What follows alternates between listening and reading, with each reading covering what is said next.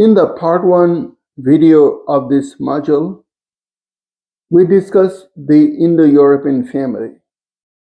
We looked at it as far as to find the connection of the English language with the Indic languages, which is a branch of the Indo-European family.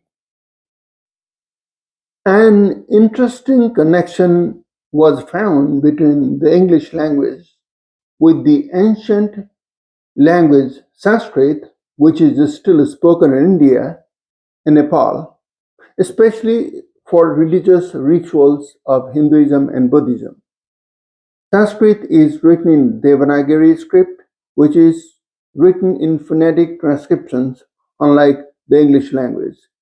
Indic languages such as Hindi, Nepali, Punjabi, Bhojpuri, Maithili, etc., are spoken in India and Nepal, and they come directly from the Sanskrit language. The study of the Sanskrit language will take us to the ancient Indian civilization that is thousands of years old, with a large number of literary productions that are the basis of Hinduism, Buddhism, and Jainism. The study of the Sanskrit language gained importance among the European linguists in the 18th century with the excavation and subsequent findings of the Indus Valley civilization in present-day Pakistan. Once vibrant and prospering, no one knows accurately how long the civilization had remained buried there. It's interesting to see how the Germanic branch of languages evolved from the Indo-European family. In this video here, we will go into mainly two branches of the Indo-European family that are Germanic and Celtic, which will help us understand the story of the English language from its origin.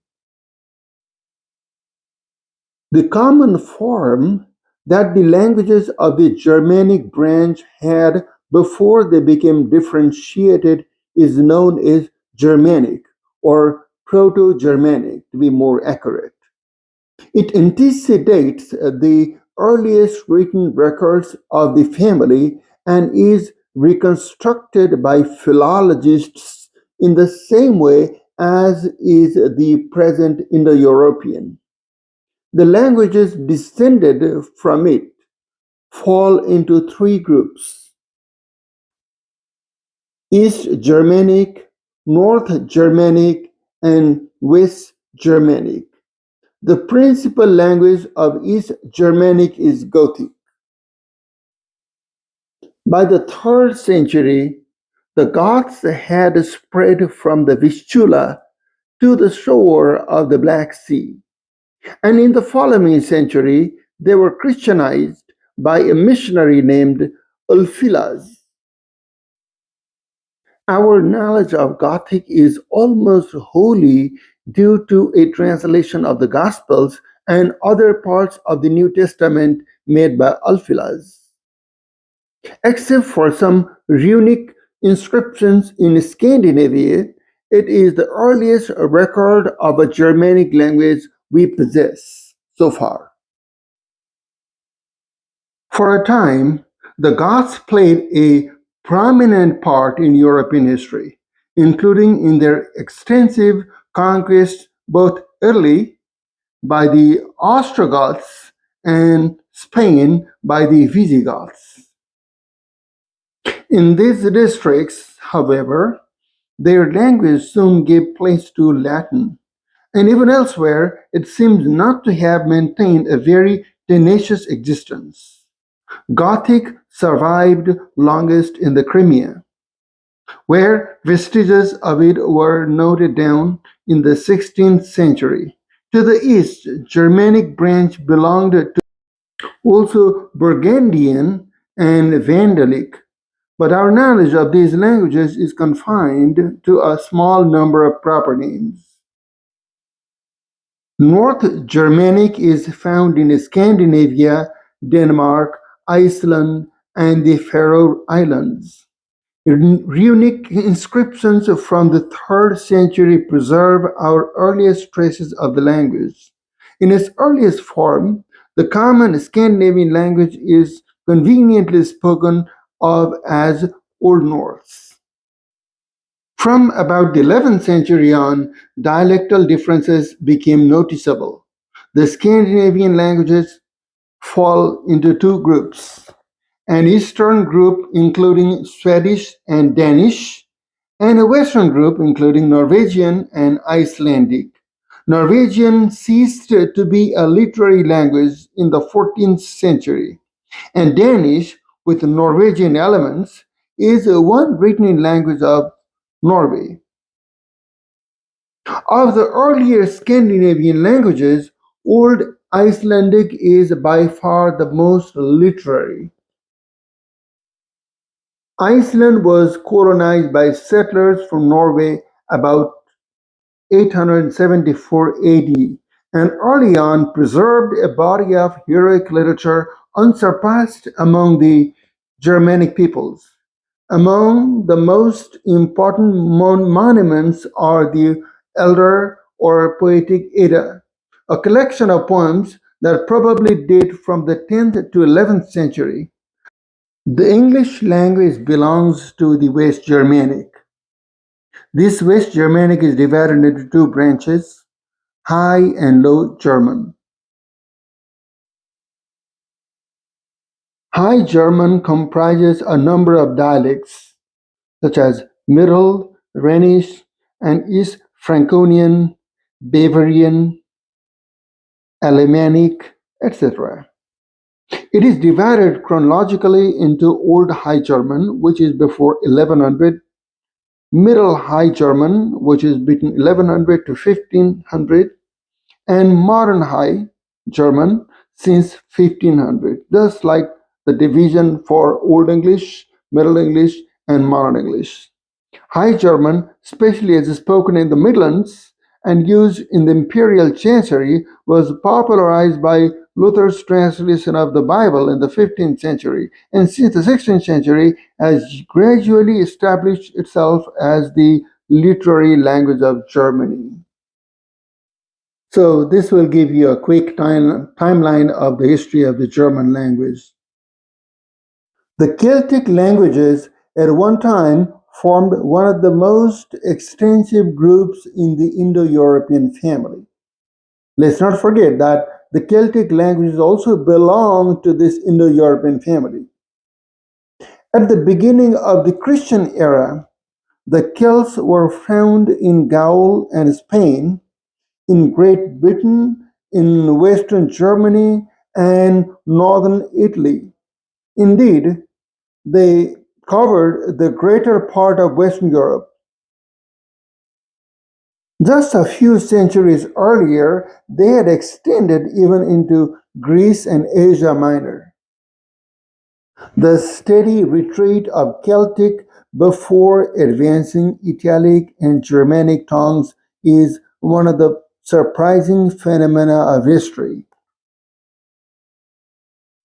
Today, these Celtic languages are found only in the far corners of France and the British Isles.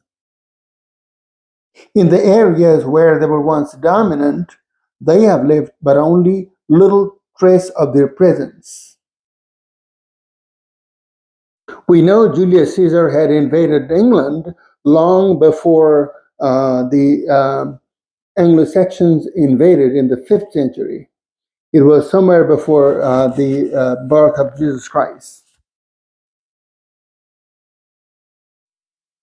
And at the time, Celtic people lived in England. So the language of the Celts in Gaul, which were conquered by Caesar, is known as Gaelic. Remember, Celtic languages are the native languages of Britain. They were spoken by the native people there, the inhabitants of Britain, and they were Celtic people. They had their own culture and they had their own language before English language took over. So even for England, which is how English word is coined. The English language is not a native language, it's a foreign language. It came into being in the 5th century, and before the 5th century, the people in England spoke the Celtic languages. Today, there are 6 living languages that are listed as Celtic languages. The 4 continuously living languages are Breton, Irish, Scottish Gaelic, and Welsh. And the 2 are revived languages, and they are Cornish and Manx. However, we know almost next to nothing about the Gallic language, which was early replaced by Latin during the time of Julius Caesar, who had conquered England in 55 BC. A few inscriptions, some proper names, one fragmentary text, and a small number of words preserved in modern French are all that survive today. With respect to the Celtic languages in Britain, we are better off, although the many contradictory theories of Celticists make it impossible to say with any confidence how the Celts came to England. The older view, which is now questioned, holds that the first to come to England were Goidelic or Gaelic Celts. Some of these may have been driven to Ireland by the latter invaders, or from there may have been spread into Scotland and the Isle of Man. Their language is represented in modern times by Irish, Scottish Gaelic, and Manx. The later Brythonic Celts, after occupying for some centuries what is now England, were in turn driven westward by Germanic invaders in the 5th century. Some of the fugitives crossed over to Brittany. The modern representatives of the Brythonic division are Welsh, Cornish, and Breton. The remnants of this one-time extensive group of languages are everywhere, losing ground at the present day. Spoken by minorities in France and the British Isles, these languages are faced with the competition of 2 languages of wider communication, and some seem defined not to survive this competition. Cornish became extinct in the 18th century, and Manx, once spoken by all the native populations of the Isle of Man, has died out since World War II. In Scotland, Gaelic is found only in the Highlands, spoken by about 50,000 people, all of whom know English as well. Welsh is spoken by some 1/4 of the people, but the spread of English among them is indicated by the fact that the number of those who speak only Welsh has dropped from 30% in 1891 to 2% in 1950 and continues to slowly decrease. Irish is spoken by about 500,000 people, most of whom are bilingual, which means they also speak English. Whether nationalist sentiment will succeed in arresting the declining trend that has been observable here as in the other Celtic territory remains to be seen. If language planning efforts fall, it seems inevitable that eventually another branch of the Indo-European family of languages will disappear. Now, let's talk about the 20th century discoveries that have changed and reshaped the definitions of languages. In this module, so far we discussed the nine branches of the Indo-European family of languages, which are Indic, Iranian, Armenian, Hellenic, Albanian, Italic, Balto-Slavic, Germanic, and Celtic. Besides these nine branches, discoveries in the 20th century added two more groups to the family: Hittite and Tocharian. Until recently, the Hittites were known to us chiefly from references in the Old Testament. We can see the reference in Genesis 23. Abraham bought the burial place for Sarah from a Hittite. And Bathsheba, whom David coveted, was the wife of Uriah the Hittite. Their language was preserved only in a few documents. In 1907, however, an archaeological expedition uncovered the site of the Hittite capital in Asia Minor, about 90 miles east of Ankara, containing the royal archives of nearly 10,000 clay tablets. The texts were written in Babylonian cuneiform characters, and some were in the Babylonian language Akkadian, the diplomatic language of the day. Most of the tablets, however, were in an unknown language. Although a number of different languages seem to have been spoken in the Hittite area, 9/10 of the tablets were in the principal language of the kingdom. It is apparently not the original language of the district, but it has been given the name Hittite, dating to the period of the Hittite kingdom, from 1650 to 1200 BC. In addition to Hittite, a related language known as Luwian was embedded in Hittite texts as glosses, loanwords, place names, and references in the laws to the Luwian speakers.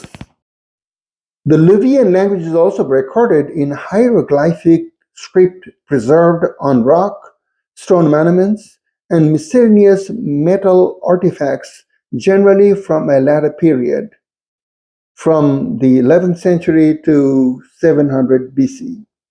Whereas the importance of Hittite was immediately recognized, it took most of the 20th century for scholars to identify, decipher, and analyze Luwian, using as models for decipherments of Egyptian hieroglyphics a century earlier.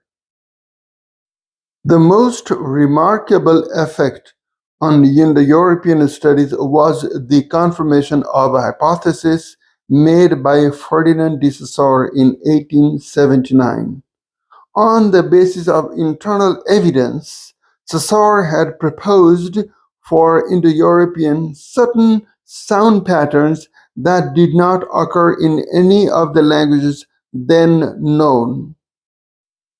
That proved to be true after the discovery of the Hittite tablets in 1900. The number and phonetic features of laryngeals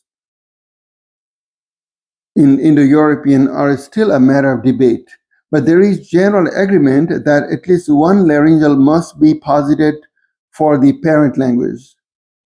In the reconstruction of Indo-European syntax, Hittite has provided valuable evidence. It has been argued that Hittite and the oldest hymns of Rigveda in Hinduism represent the object-verb structure of Indo-European, which by the time of classical Greek and Latin had been largely modified to a verb-object pattern. So, the linguistic connection between the Hittite and Indo European has always been a matter of debate and so much of research.